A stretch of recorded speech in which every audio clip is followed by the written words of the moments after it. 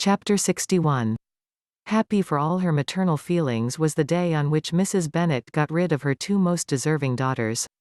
With what delighted pride she afterwards visited Mrs. Bingley, and talked of Mrs. Darcy, may be guessed.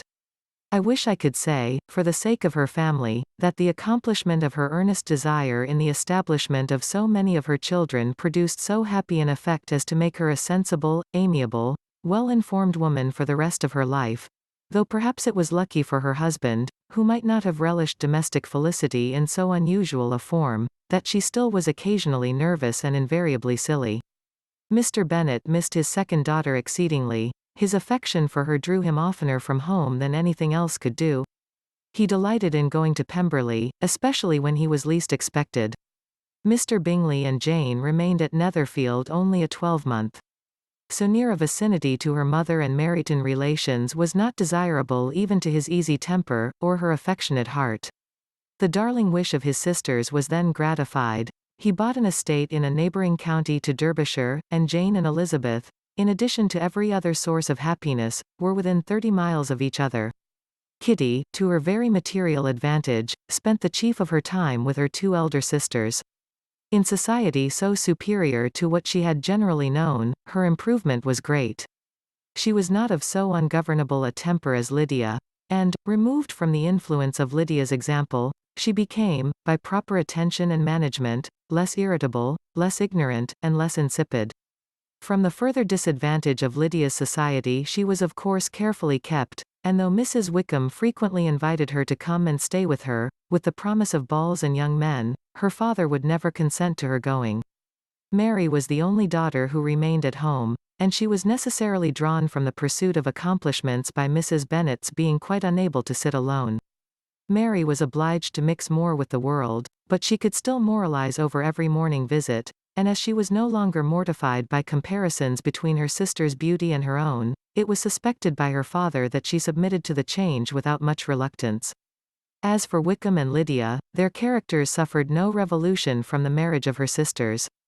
He bore with philosophy the conviction that Elizabeth must now become acquainted with whatever of his ingratitude and falsehood had before been unknown to her, and in spite of everything, was not wholly without hope that Darcy might yet be prevailed on to make his fortune.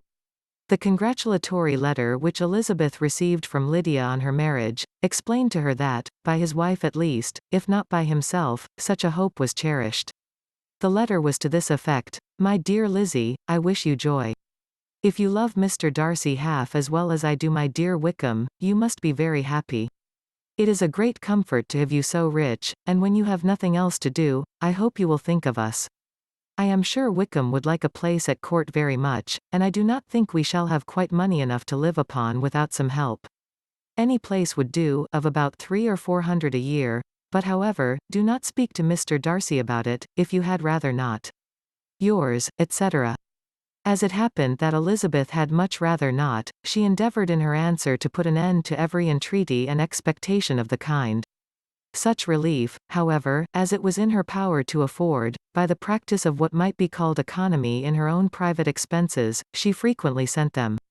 It had always been evident to her that such an income as theirs, under the direction of two persons so extravagant in their wants, and heedless of the future, must be very insufficient to their support, and whenever they changed their quarters, either Jane or herself were sure of being applied to for some little assistance towards discharging their bills.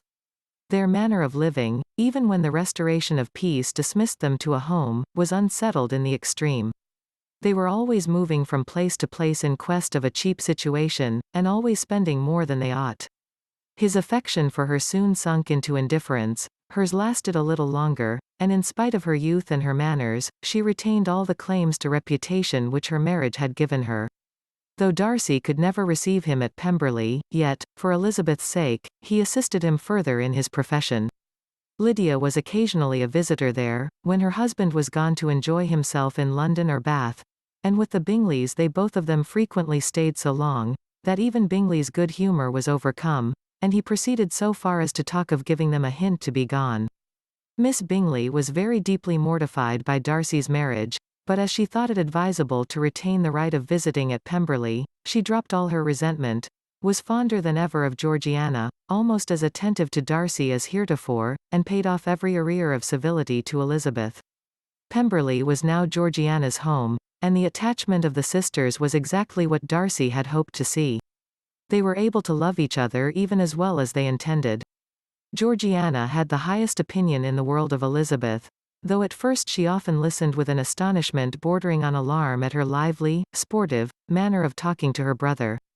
He, who had always inspired in herself a respect which almost overcame her affection, she now saw the object of open pleasantry. Her mind received knowledge which had never before fallen in her way. By Elizabeth's instructions, she began to comprehend that a woman may take liberties with her husband which a brother will not always allow in a sister more than 10 years younger than himself. Lady Catherine was extremely indignant on the marriage of her nephew, and as she gave way to all the genuine frankness of her character in her reply to the letter which announced its arrangement, she sent him language so very abusive, especially of Elizabeth, that for some time all intercourse was at an end. But at length, by Elizabeth's persuasion, he was prevailed on to overlook the offence, and seek a reconciliation, and, after a little further resistance on the part of his aunt, her resentment gave way, either to her affection for him, or her curiosity to see how his wife conducted herself, and she condescended to wait on them at Pemberley, in spite of that pollution which its woods had received, not merely from the presence of such a mistress, but the visits of her uncle and aunt from the city. With the Gardiners, they were always on the most intimate terms. Darcy, as well as Elizabeth, really loved them, and they were both ever sensible of the warmest gratitude towards the persons who, by bringing her into Derbyshire, had been the means of uniting them.